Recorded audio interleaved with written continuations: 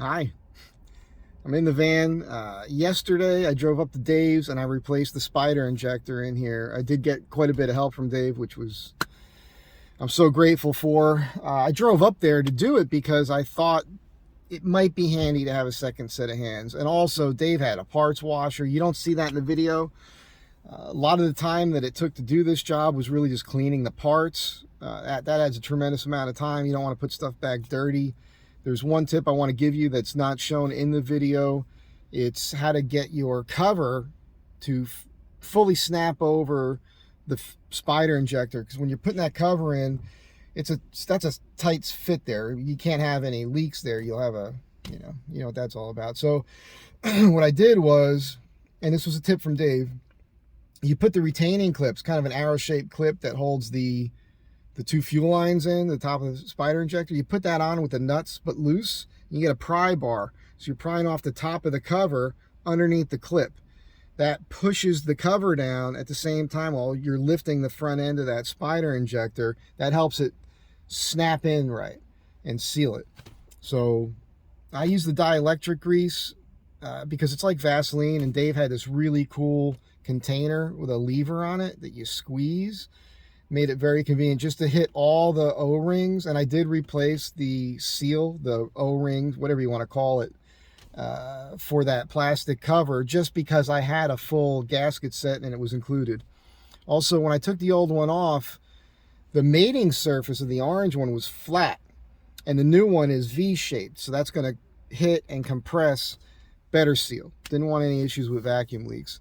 Anyhow, thanks again to Dave. Thank you again for being here. I hope you enjoy this video. I'll see you at the end. It kind of ends abruptly, and there were some people that showed up. I got distracted. The job was done. I'd been there all day, and I just wanted to go home. Matter of fact, I left so quick, I didn't even clean up the back of the van, and stuff flew all over the place on the way home. It's running super smooth. I have the side door open. It'll be a little loud, but I'll start it up for you.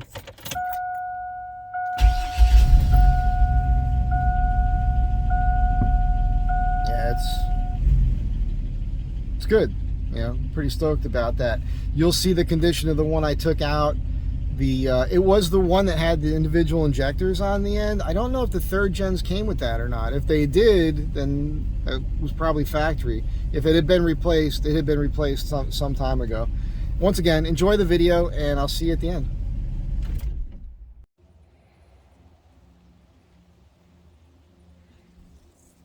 I'm at Dave's. I'm going to attempt to do the fuel injection today. So I'm going to remove the passenger seat. I got to move a bunch of stuff here. Got my tools in there. And yeah, going to pull the dog house cover. You've seen all this before, so I don't think I'll show much of that. And then we'll get into this and see what it's all about. I'm hoping the old ones are in there, like the first setup. If I open it up and it's already been replaced, I'm not going to be super stoked, but I think it's pretty obvious they need to be changed. So stay tuned. All right, seat is out, and remember to, obviously you want to take the seat belt contraption out of there, and then obviously, you want to disconnect your battery, and then the next thing I'm doing is removing the air box and anything else I have to take off from here.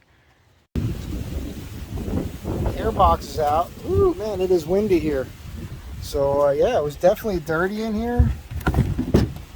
I found one of these rubber grommets rattling around in here, and I wanted to show off the screen that I had put on here. I thought that was a hokey idea, but you can see it's clearly stopping stuff from getting in there. So it's doing a job. And I'll have to clean out this air filter a bit before I put that thing back in there. So unplug your mass airflow sensor in both places. Remove the screw down here. Take your breather tube out there. It's all common sense stuff. Nothing too crazy yet. Alright, so you gotta, tuck stuff up out of the way, obviously. And, I mean, this actually isn't in the way so much. I thought that was going to be a problem. But I got to disconnect. I got to unplug a few things. Got to depressurize this, disconnect the fuel lines going in there. There's a bunch of stuff to unplug. but it looks pretty straightforward. Might be a two-man job getting those cables out of the way up there. But yeah, I got a vacuum line here that's almost, look, it's got a hole melted through, so that's a problem. Gonna have to fix that. It's good to find. Wow, that's kooky. And there's a lot of slack in that, so I'll fix that. A lot of this wire loom is just crumbling, as we've noticed before. Also, I've got a weeping coming from these bolts for the valve covers. I guess these were off before, which might be a good sign. Maybe the intake manifold, well, that's this, but the, you know, maybe the manifold has been replaced already. So upper manifold gasket. So they didn't put the grommets on here, which is an issue. And I do have that kit. I just don't know if I want to get it. It looks like I would have to take off the compressor from the front, which I don't want to do, to replace those valve cover gaskets right now. So maybe I could pull the well, actually, what am I saying? I've never done these before. I'm sorry, guys. You guys know what's going on here. In the old days, my old cars had bolts around the side. I guess it's just these 3 bolts, and it comes right off. So maybe I can do that while I'm under here today. Battling, oh Christ. I'm recording, didn't mean to. I just pulled this out. Just wanted to take a picture. So Dave is about to depressurize the fuel system. So these are your fuel lines right here. Yep. This is the port that accesses them. And we got a gauge set right here.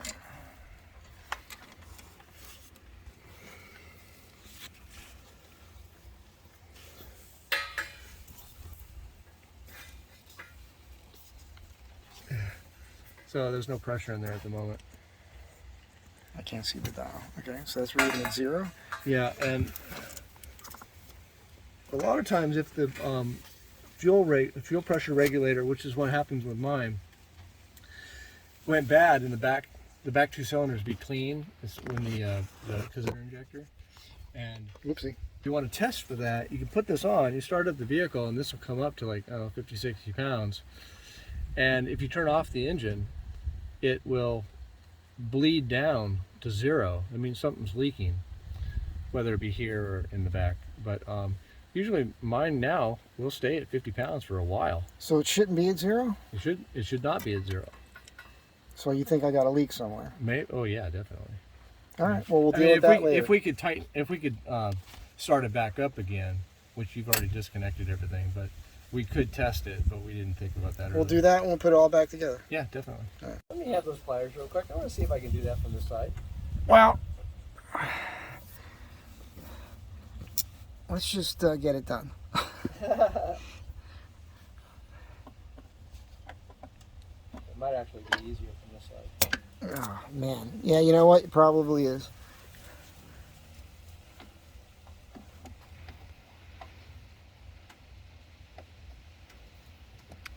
Pull towards you more. Yeah, I gotta get it on there. You got it. There you go. Yeah, now it's got to go straight up. I see. There you go. So now the trick is it wraps around and goes into that like a bicycle cable. Yeah, I see it. So I'll push it back that way. Now you've got slack. Yeah, I see it. Probably not catching any of this on film, but yeah, okay. Yeah, I could see how that's not fun to do by yourself. Now that one goes, remember that's north-south. Can I rotate it? I think so. Hang on, I'm gonna, hang on, don't. I'm gonna try to get in here, and again, I can't really film it, but I'm gonna try to rotate it. I think Charlie did it like this. Hang on. He did it like that. No. All right, get that orange, take this out of here, will you? Yeah, get that under here. Oh, okay, there you go. Sorry, not showing anything. I'm gonna turn this off.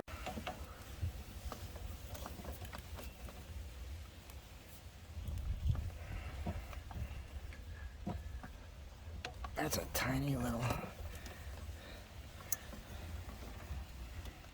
that sitting on a ball. Give me a screwdriver. That's a 5.5 millimeter. Is that what it is? That's crazy. Okay, I got to pull this bracket with this bolt and then these two in the front. I'm just going to do that from the front with a 10 mil, just on my 1/4 inch drive, deep socket there. That's it, just pull that out? Oh, okay, well that was easy. Well, I want to clean this thing. Oh yeah. Okay, so that can stay connected. Actually, when you think about it, the other one could have stayed connected. Well, I guess it would just fall out anyhow from the pressure. Well, it comes from the other side of the vehicle too. Look at this. We're going to have to clean all this out, clean the whole outside of this, the whole deal. Now, does this come off? Yeah, it does. There's a little clip inside there that kind of goes over a ball, and we'll have to just get Look at that. It's horrible. No wonder it's running like crap. It was running great. That's the crazy thing. It was running friggin' awesome. So that seal that's in there, that's all reusable. We just clean it up, and then that's... Yeah, and if not, you can find it somewhere. So we'll just stick this up here. And then I just want to show this on camera. I think I mentioned this, but look, that was pretty much melted through. So there's enough slack here. I'm going to cut this here, pull that tube out, reinsert it, and then when I route it back together, I'll just be careful with it. Make sure I avoid all that crap. Look at this. Why is that all greasy?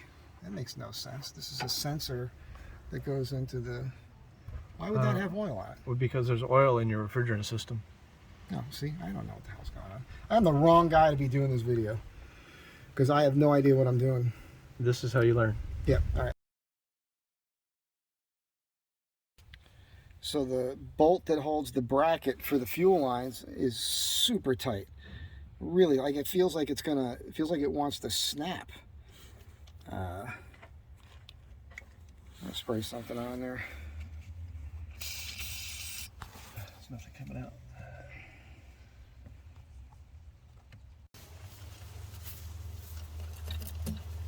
So those have O-rings on the ends of them. Okay. And you can pull it out down there with that bracket. Whole thing comes out. Yep. More stuff to clean. Yeah. Awesome possum. Nice, nice. Look at the gunk in here. Yeah. I hate working on dirty cars. As I'm taking this apart, there's this bracket here for the that holds this air conditioning line in place, and there's a nut that comes off this bolt. I just lifted it up off of there and rotated it out of the way, and I'm pushing it forward. I'm just going to leave that on there.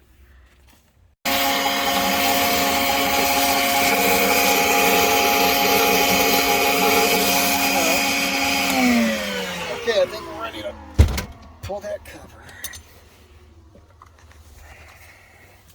Oh, it's loose. Oh, that's right. It's connected here. I should probably push down on that, huh? Or does that come out with it?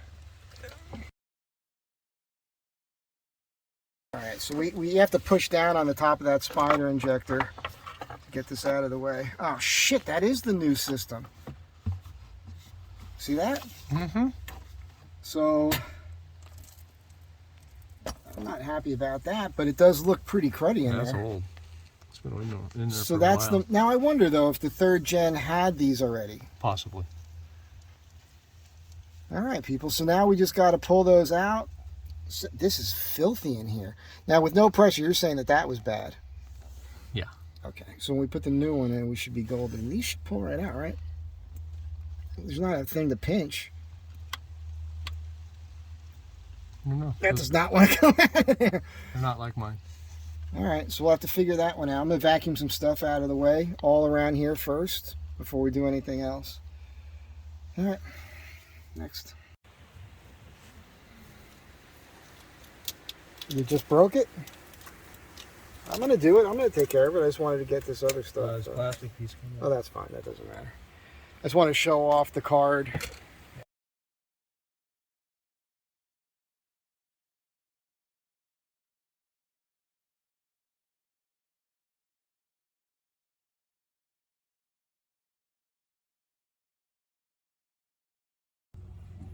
Okay, so I mean, you guys were right. I mean, this is not really that big of a deal. It does help to have another person around if you need 2 hands for something. You can see I left the distributor in place. I pulled the one back wire to get to a nut over there.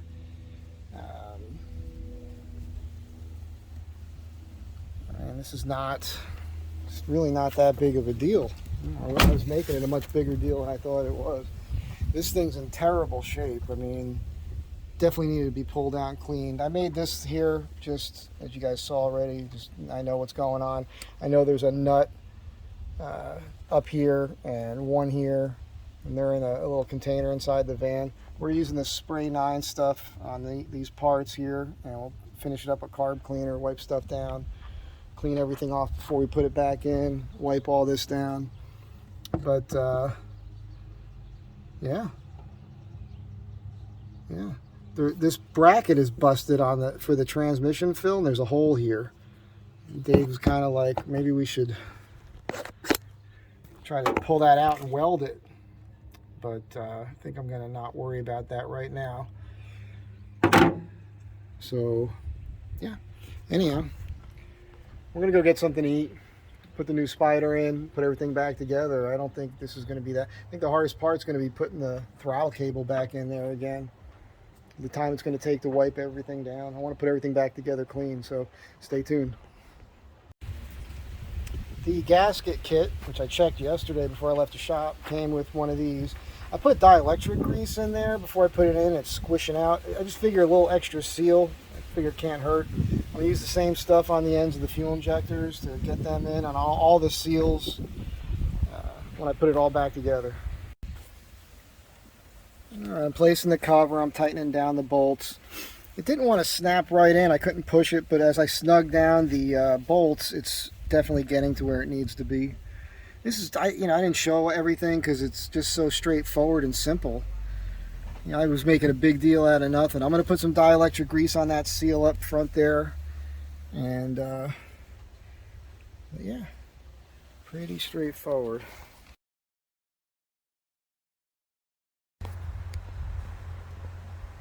Okay, so we're all buttoned up. Little tip, put a towel down because you're going to get a lot of muck off the engine. You don't want that on your carpet. And everything's plugged in, everything's tight. All the bolts around the cover. I used the dielectric grease everywhere, including the seal up here when we put the cover on. Even on this air intake top there, and on the bottom of the throttle body. So clean. It's a lot cleaner than it was. Let's take you outside. Dave wants to show us something. Special tool. So we noticed this breather was barely on there. And we're going to put a zip tie on it. I should have a hose clamp, but couldn't find one the right size.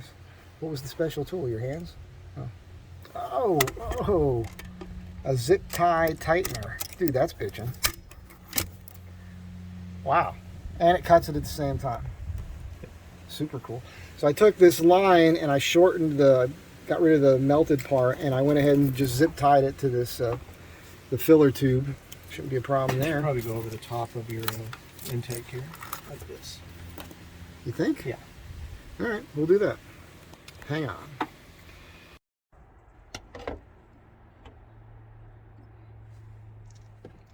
I'm in the back of the van. I was just cleaning up back here a little bit. Anyhow, abrupt ending. Sorry about that. Everything's fine with what I did. Put it all back together, no issues. The only issue is that I'm having right now,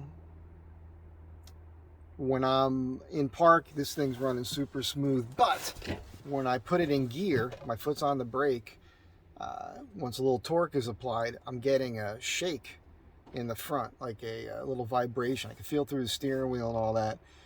And the only thing I could think of initially was the engine mounts and all that, but I just did all that, and went in there and I put those brackets in. That's all bolted hard, so I couldn't figure it out. But yesterday I was on the van and I found something which I'm about to show you, and I watched a video last night where a guy mentions this specifically.